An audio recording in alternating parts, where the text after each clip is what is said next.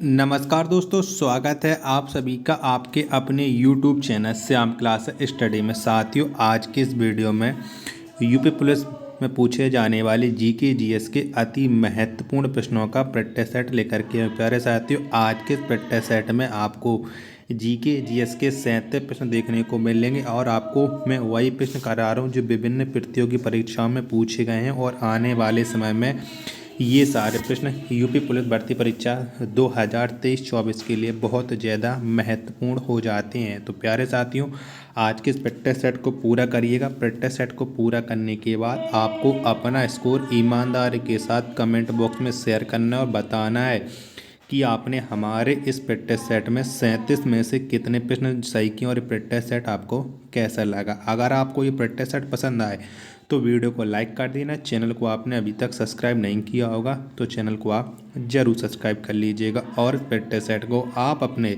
सभी दोस्तों के पास ज़रूर शेयर कर देना जो आपसे कहते हैं कि हमारे जीके जीएस बहुत अच्छी हो गई। तो वो जब आप इस प्रैक्टिस सेट को लगाएंगे तब उन्हें पता चल पाएगा कि उनकी जीके जीएस कैसी चल रही है।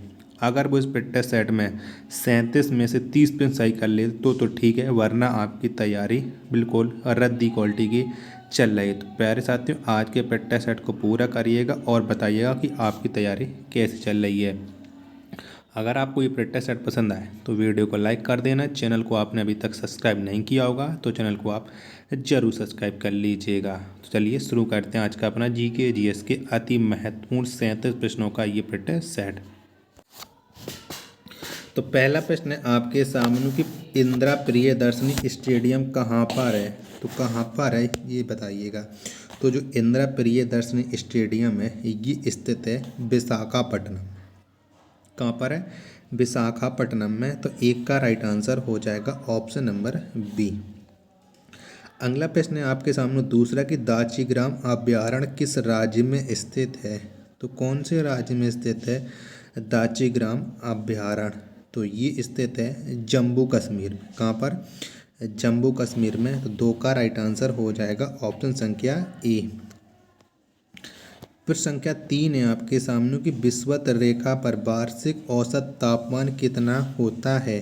तो कितना होता है? तो विषुवत रेखा पर जो वार्षिक औसत तापमान होता है वो होता है 26 डिग्री सेल्सियस। कितना? 26 डिग्री सेल्सियस। तो 3 का राइट आंसर हो जाएगा ऑप्शन संख्या सी। प्रश्न संख्या 4 है आपके सामने कि वृक्षों के अध्ययन को क्या कहते हैं। तो क्या कहते हैं? तो वृक्षों के अध्ययन को हम कहते हैं डेट्रोलॉजी। क्या? डेट्रोलॉजी। तो 4 का राइट आंसर हो जाएगा ऑप्शन संख्या डी। प्रश्न नंबर 5 है आपके सामने कि भारतीय स्वतंत्रता प्राप्ति के समय भारतीय राष्ट्रीय कांग्रेस के अध्यक्ष कौन थे। तो कौन थे? तो भारतीय स्वतंत्रता प्राप्ति के समय जो भारतीय राष्ट्रीय कांग्रेस के अध्यक्ष थे वो थे जे.बी. कृपलानी। कौन थे? जे.बी. कृपलानी। तो 5 का right answer option number C हो जाएगा। प्रश्न संख्या 6 आपके सामने कोरबा रासायनिक खाद्य उद्योग किस राज्य में स्थित है। तो कौन से राज्य में स्थित है कोरबा? तो जो कोरबा रासायनिक खाद्य उद्योग है ये स्थित है छत्तीसगढ़ में। कहाँ पर है? छत्तीसगढ़ में। तो 6 का right answer option number B हो जाएगा। प्रश्न संख्या 7 है आपके सामने कि विश्व का सबसे बड़ा नदी द्वीप कौन है। तो कौन सा है? तो विश्व का जो सबसे बड़ा नदी द्वीप है वो है माजुली नदी द्वीप जो ब्रह्मपुत्र नदी पर स्थित है। तो 7 का राइट आंसर हो जाएगा ऑप्शन संख्या ए। प्रश्न 8 है आपके सामने कि पृष्ठ तल की वक्रता किससे मापी जाती है। तो किससे मापी जाती है? तो स्फेरोमीटर से। किससे? स्फेरोमीटर से पृष्ठ तल की वक्रता मापी जाती है। तो 8 का right answer option number B हो जाएगा। प्रश्न संख्या 9 है आपके सामने कि कपूर को किस विधि द्वारा शुद्ध किया जाता है। तो कौन सी विधि के द्वारा हम कपूर को शुद्ध करते हैं। तो कपूर को ऊर्ध्वपातन विधि के द्वारा शुद्ध किया जाता है। तो प्रश्न संख्या 9 का right answer option number D हो जाएगा। अगला प्रश्न है आपके सामने 10वां की सबसे अधिक आघातवर्तनीय धातु कौन है। तो कौन सी है बताइएगा। प्रश्न संख्या 10 का राइट आंसर क्या हो जाएगा। तो जो सबसे अधिक आघातवर्तनीय धातु है वो धातु है सोना। कौन है? सोना। तो 10 का right answer option number A हो जाएगा। प्रश्न 11 है आपके सामने कि चिकित्सा शास्त्र के जनक कौन है? तो कौन है? तो चिकित्सा शास्त्र के जनक हैं हिप्पोक्रेटस। कौन? हिप्पोक्रेटस हैं। तो 11 का राइट आंसर ऑप्शन संख्या सी हो जाएगा। प्रश्न 12 है आपके सामने कि पर्णहरित में पाया जाने वाला धातु कौन है? तो कौन सा धातु है जो पर्णहरित में पाया जाता है? तो वो है मैग्नीशियम। कौन? मैग्नीशियम पाया जाता है। तो 12 का right answer option number B हो जाएगा। प्रश्न 13 है आपके सामने कि पिट्यूरी ग्रंथि कहाँ स्थित होती है? तो कहाँ पर स्थित होती है? जो पिट्यूरी ग्रंथि है ये मस्तिष्क में स्थित होती है। कहाँ पर? मस्तिष्क में। तो 13 का right answer option number D हो जाएगा। प्रश्न संख्या 14 है आपके सामने कि आपातकालीन ग्रंथि किसे कहा जाता है? तो किसको कहते हैं हम आपातकालीन ग्रंथि? तो एड्रिनल ग्रंथि। किसे? एड्रिनल ग्रंथि को हम आपातकालीन ग्रंथि कहते हैं। तो 14 का right answer option number B हो जाएगा। प्रश्न 15 है आपके सामने कि जहांगीर ने किस अंग्रेज को खान की उपाधि दी थी? तो किसे दी थी? तो जहांगीर ने जो खान की उपाधि दी थी वो दी थी विलियम हॉकिंस को। किसको? विलियम हॉकिंस को। तो 15 का राइट आंसर ऑप्शन संख्या ए हो जाएगा। तो प्यारे साथियों, अभी तक आपको ये प्रैक्टिस सेट कैसे लगा कमेंट बॉक्स में ज़रूर बताइएगा। और ये प्रैक्टिस सेट अगर आपको पसंद आया हो तो वीडियो को लाइक, कमेंट, चैनल को सब्सक्राइब करना ना भूलें। प्रश्न संख्या 16 है आपके सामने कि हृदय की गति को किस यंत्र द्वारा सुना जाता है? तो कौन सी यंत्र के द्वारा हम हृदय की गति को सुनते हैं? तो स्टेथोस्कोप। किसे? स्टेथोस्कोप को हम सुनते हैं। तो 16 का राइट आंसर ऑप्शन संख्या सी हो जाएगा। प्रश्न 17 है आपके सामने गोवा राज्य का निर्माण किस संविधान संशोधन द्वारा हुआ था? तो कौन से संविधान संशोधन के द्वारा हुआ था? तो गोवा राज्य का जो निर्माण हुआ था वो 56वां संविधान संशोधन के द्वारा। किसके? 56वां संविधान संशोधन के द्वारा हुआ था। तो प्रश्न संख्या 17 का right answer option number B हो जाएगा। प्रश्न 19 से आपके सामने की जायकवाड़ी परियोजना किस नदी पर स्थित है? तो कौन सी नदी पर स्थित है? तो जो जायकवाड़ी परियोजना है ये गोदावरी नदी पर स्थित है। किस पर? गोदावरी नदी पर। तो 18 का right answer option number C हो जाएगा। प्रश्न 19 है आपके सामने कि the Lord of Rings Return of the King ने कितना ऑस्कर जीता था? तो कितना ऑस्कर जीता था यानी कितनी बार जीता था? तो the Lord of Rings Return of the king इसने 11 बार। कितनी बार? 11 बार ऑस्कर जीता था। तो 19 का जो राइट आंसर है वो हो जाएगा ऑप्शन नंबर बी। प्रश्न 20 है आपके सामने कि शरीर में हीमोग्लोबिन का मुख्य कार्य क्या है? तो कौन सा है? तो शरीर में जो हीमोग्लोबिन का मुख्य कार्य है वो है ऑक्सीजन का परिवहन करना। क्या? ऑक्सीजन का परिवहन करना। तो 20 का right answer option number D हो जाएगा। प्रश्न 21 है आपके सामने कि जहांगीर महल किस किले में स्थित है? तो कौन से किले में स्थित है जहांगीर महल? तो ये स्थित है आगरा के किले में। किसमें? आगरा के किले में। तो 21 का right answer option number A हो जाएगा। प्रश्न 22 है आपके सामने कि पृथ्वी पर कुल जल का कितना प्रतिशत मीठा जल है? तो कुल कितने प्रतिशत मीठा जल है? तो पृथ्वी पर जो कुल जल का प्रतिशत है वो है 2.5% है। तो प्रश्न संख्या 22 का right answer option number B हो जाएगा।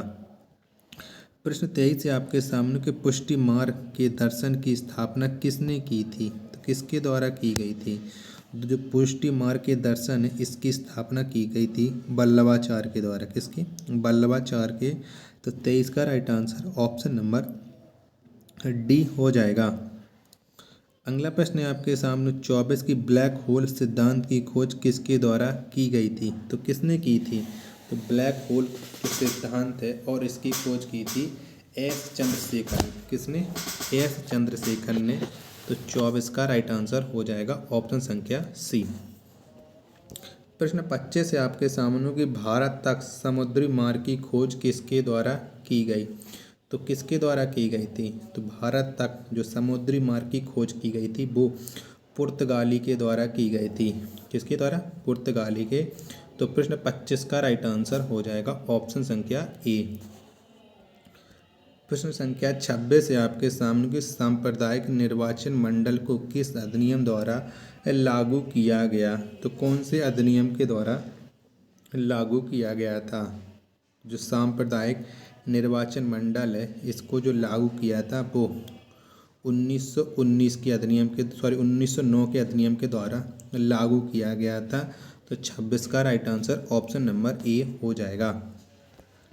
अगला प्रश्न 27 आपके सामने कि अभिनव भारत का आयोजन किसने किया। तो किसने किया था। तो जो अभिनव भारत का आयोजन किया था वो किया था वीर सावरकर ने। किसने। वीर सावरकर ने। तो 27 का राइट आंसर ऑप्शन संख्या सी हो जाएगा। प्यारे साथियों, आपको ये प्रैक्टिस सेट कैसा लग रहा है कमेंट बॉक्स में अपनी राय जरूर बताइएगा। प्रश्न संख्या 28 है आपके सामने कि सोमपेंस कहाँ के निवासी हैं। तो कहाँ के निवासी हैं सोमपेंस। ये एक जनजाति है। तो सोमपेंस जो हैं ये निवासी हैं निकोबार द्वीप के। किसके। निकोबार द्वीप के। तो 28 का right answer option number A हो जाएगा। प्रश्न 29 से आपके सामने कि श्रीनगर किस नदी के किनारे स्थित है। तो कौन सी नदी किनारे स्थित है। तो जो श्रीनगर है ये झेलम नदी किनारे स्थित है। किसकी। झेलम नदी के तट पर है। 29 का right answer option number D हो जाएगा। प्रश्न 30 से आपके सामने की एस्टिग्मेटेम किस अंग की बीमारी है। तो कहाँ की ये बीमारी है। तो ये बीमारी है आँख की। कहाँ की है। आँख की है। 30 का right answer option number B हो जाएगा। प्रश्न 31 है आपके सामने की पोस्ट ऑफिस के लेखक कौन है। तो कौन है इस पुस्तक के लेखक। तो पोस्ट ऑफिस इसके जो लेखक हैं वो हैं रविंद्रनाथ टैगोर। कौन। रविंद्रनाथ टैगोर। 31 का आंसर हो जाएगा ऑप्शन संख्या सी। प्रश्न 32 से आपके सामने कि विश्व स्वास्थ्य दिवस कब मनाया जाता है। तो कब मनाया जाता है विश्व स्वास्थ्य दिवस। तो प्रति वर्ष 7 अप्रैल को। कब। 7 अप्रैल को विश्व स्वास्थ्य दिवस मनाया जाता है। 32 का right answer option number A हो जाएगा। प्रश्न 33 से आपके सामने कि सीसा संचायक बैटरी किस अम्ल का प्रयोग किया जाता है। यानी कौन से अम्ल का प्रयोग किया जाता है सीसा संचालक बैटरी में। तो इसमें प्रयोग किया जाता है सल्फ्यूरिक अम्ल का। इसका सल्फ्यूरिक अम्ल का। तो 33 का आंसर हो जाएगा ऑप्शन नंबर बी। प्रश्न 34 से आपके सामने कि पंचायती राज की त्रिस्तरीय समिति का गठन किस समिति के आधार पर किया गया था। तो कौन सी समिति ने ये कारनामा किया था। तो ये कारनामा किया था बलवंत राय मेहता ने। किसने। बलवंत राय मेहता समिति ने। तो 34 का राइट आंसर ऑप्शन संख्या सी हो जाएगा। प्रश्न 35 से आपके सामने कि ओए एकमात्र कौन सा राज्य जहाँ पाइराइट्स उत्पन्न किया जाता है। तो कौन से राज्य में पाइराइट्स उत्पन्न होता है। तो बिहार में। कहाँ पर। बिहार में। 35 का राइट आंसर हो जाएगा ऑप्शन संख्या ए। प्रश्न संख्या 36 से आपके सामने कि हुडों ने किसके शासनकाल में भारत पर आक्रमण किया था। तो कौन था उस समय भारत का शासक। तो हुडों ने जब भारत पर आक्रमण किया था तो उस समय शासक था इंद्रगुप्त। कौन था। इंद्रगुप्त। तो 36 का राइट आंसर हो जाएगा ऑप्शन संख्या सी। प्यारे साथियों, लास्ट प्रश्न आज के इस प्रैक्टिस सेट का कि राष्ट्रकूट वंश का संस्थापक कौन था। कौन था राष्ट्रकूट वंश का संस्थापक। तो दंती दुर्ग। कौन। दंती दुर्ग ये राष्ट्रकूट वंश का संस्थापक था। 37 का right answer option number B हो जाएगा। तो प्यारे साथियों, अगर आपको ये प्रैक्टिस सेट और हमारी मेहनत अगर आपको पसंद आई हो तो वीडियो को एक लाइक, चैनल को अभी तक सब्सक्राइब करना ना भूलें। मिलते हैं अपन नेक्स्ट वीडियो तथा नेक्स्ट प्रैक्टिस सेट में। तब तक के लिए धन्यवाद। जय हिंद।